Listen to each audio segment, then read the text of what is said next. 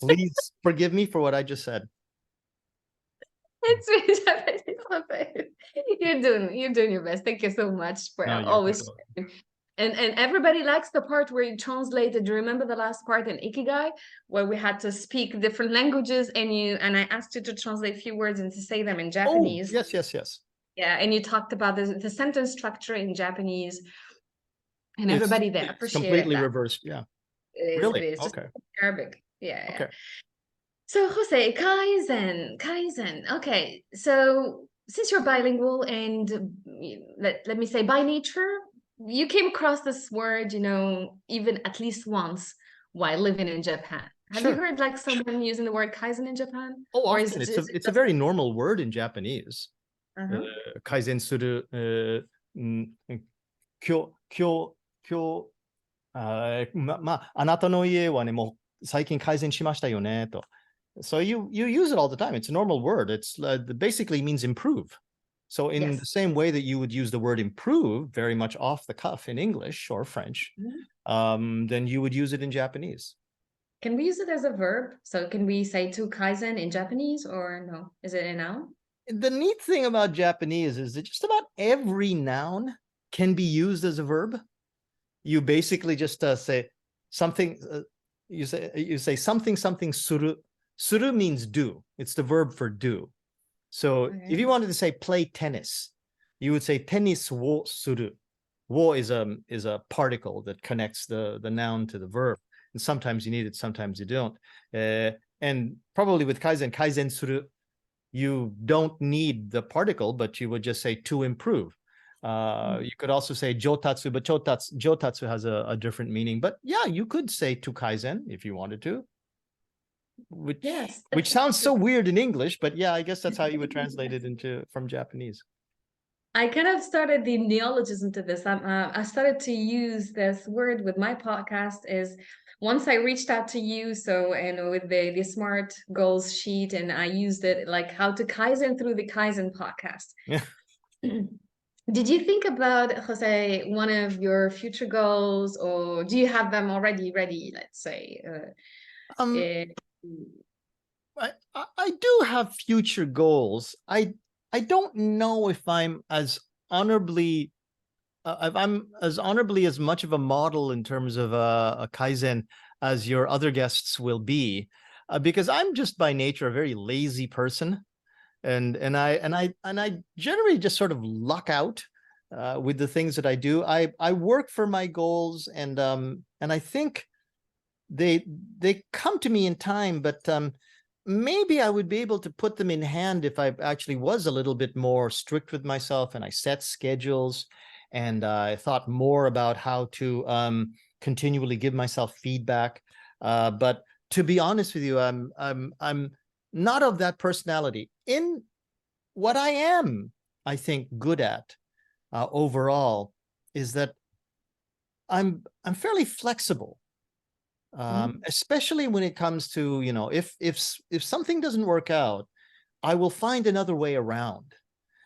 And Exactly. that ability to be flexible, the ability to be curious, um, and generally just especially if you're talking about service to community, the ability Mhm. to maintain a sense of compassion and empathy as you go through your life's goals, I think in itself can be just as good a characteristic as perhaps the whole idea of, oh, you've got to get up and go, you've got to fail forward, you've got to do this, you've got to do that. A lot of the buzzwords that you hear, especially in self-improvement language talks, the ability to be curious can be bad because you can be easily distracted by all kinds of things. But if you keep a general sort of set of goals in your mind, like be curious about where it is that this can happen, but remember your main goal is that you want to learn more about video editing. Be curious about what other people are doing, but remember your main goal is to actually learn a little bit more Japanese. Your sense of compassion can guide you, I think, in the idea that is what I'm doing just for me, or is this something that's going to bring some kind of social good after it's all done? Because you can spend an awful lot of time just appeasing yourself or pleasing yourself, and in the end, it doesn't really bring anything to the greater good. You can get really rich, but did it actually help other people besides yourself? Those are things that I think maybe I'm better at, as opposed to being really strict and scheduled with my time, because I am a pretty lazy guy, actually. You're not, as far as I can see, but maybe according to your standards, like you feel that you need to do better, and but actually you're already prominent in what you do, and thanks to social media, I came across your profile and I knew you in one of the groups for teachers in Japan. And thank you for reaching out for the Ikigai. And thanks to this, now I know someone who is humble, someone who is very helpful, someone who is, yes, someone is so very kind. And nowadays, these are some of the things that we lack in our world. It's like most of the people, they're just rushing into making financial profit, making more visibility online, but rarely did I know, actually all my guests, they're part of this community, and I make sure I really choose the ones that really are close to me and to my heart and close to my personality. First, because I'm someone who likes people, and I'm someone who helps people without expecting anything in return. And I've noticed There you this go. in my guests as well, because I don't link everything to money, and I don't think, because everything, you know, you can wake up a day and someone, let's say someone can wake up a day and can lose every material possession.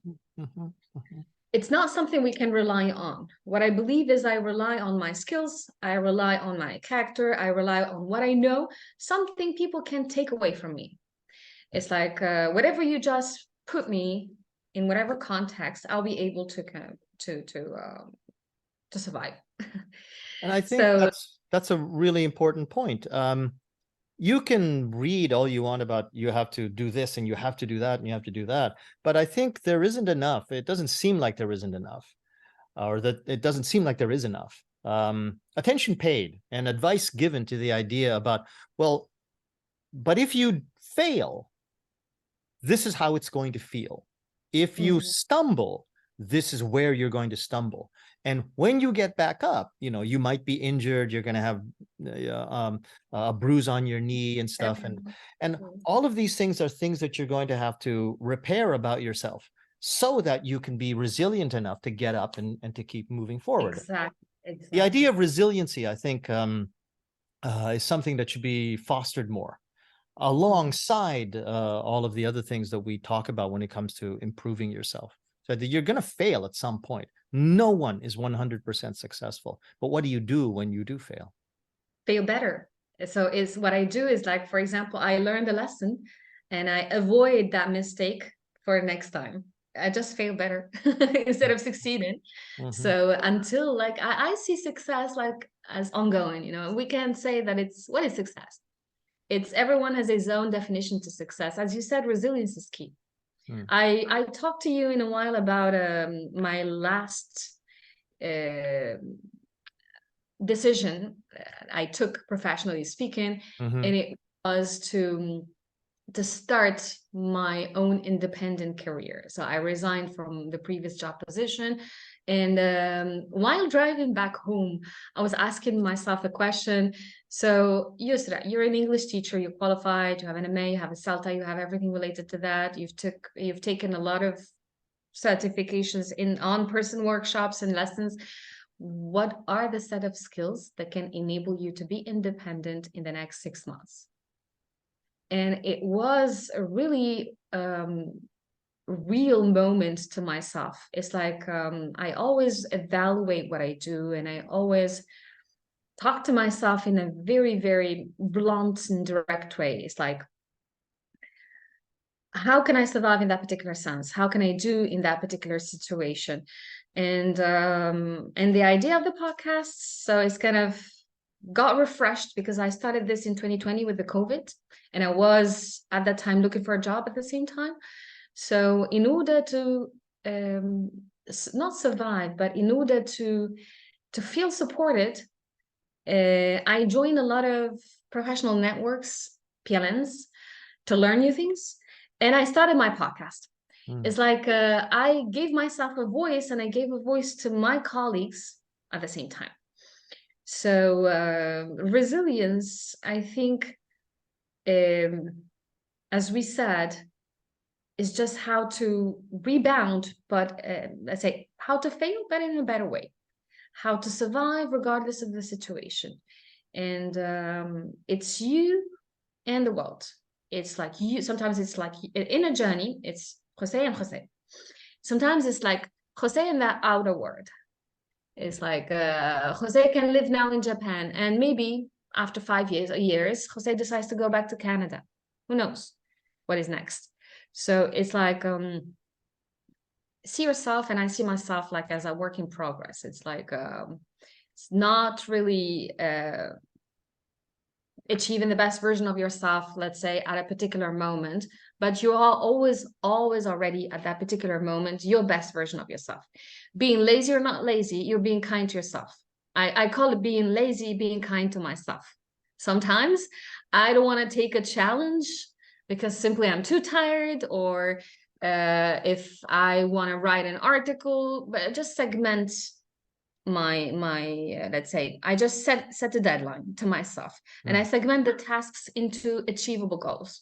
And I say, for example, that I'll be writing 2 paragraphs a day, 1-2 paragraphs. And I did this actually during the COVID period. I've written 15 pages and I published this. So just in a nutshell, to wrap things up, it's like be kind to yourself.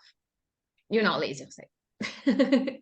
Yes, I am. But you made me think of the other thing is that maybe I do, maybe even too much, say that I'm too lazy and I really should get my my act together. But just getting back to that point that I was saying about compassion and the importance of the community around you. One thing that I'm pretty sure I'm not very lazy at is when I see an opportunity to help the community or to help people or to lift people up, or to provide what I think the community wants. I think at least in these last few years, that's something that I think I've done a good job at.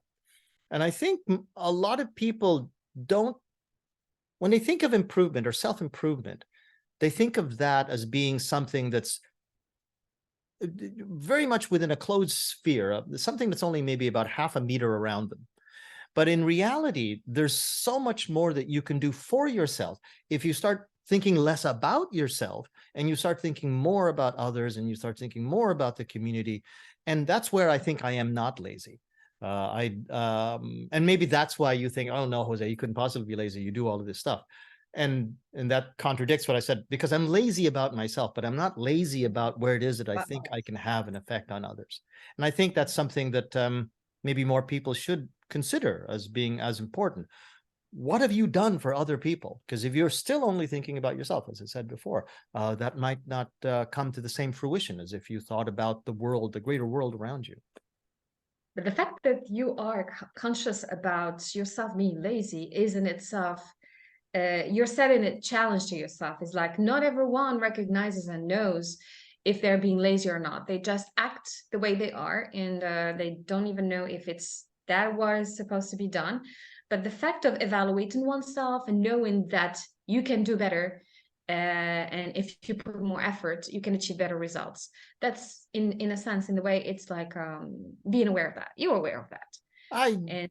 Yeah, I am aware of it, but I'm just so unfortunately lazy. Anytime I'm thinking about myself, thinking, yeah, I can do that later. Yeah, no problem, I can do that later.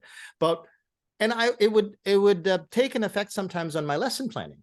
And when I realize what I'm thinking about these days that I didn't used to think before the pandemic or when I was particularly lazy, is that I stopped thinking about myself. Oh, I have to get my curriculum written. Oh, I have to get my grades in. And I started, maybe I'm late to the party, but I started thinking a lot more about, oh, the students will get a lot more out of this lesson if I think about it this way. Oh, the Right. students want to see their grades, so I have to get them in on time. And Right. that actually changed a lot of the way that I think. That may be the way most people think, but I found that it's just so much better if I think about it that way. And maybe that's why I'm talking about it a lot.